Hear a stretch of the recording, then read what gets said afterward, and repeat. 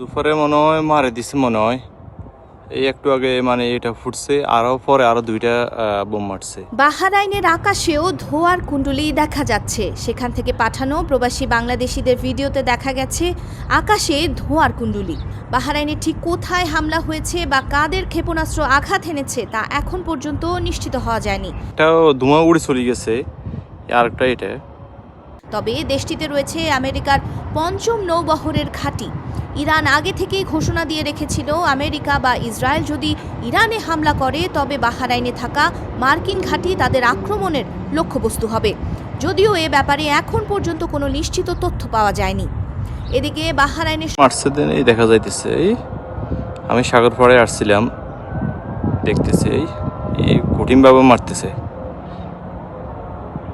আল্লাহু আকবার, আল্লাহু আকবার। স্বরাষ্ট্র মন্ত্রণালয় থেকে জরুরি সতর্কবার্তা জারি করা হয়েছে।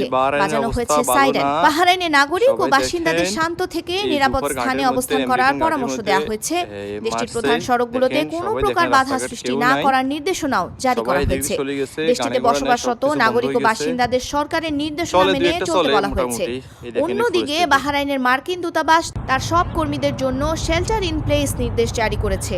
নিরাপদ ভবনে আশ্রয় নিয়ে খাবার, পানি ও প্রয়োজনীয় ওষুধ মজুত রাখতে বলা হয়েছে।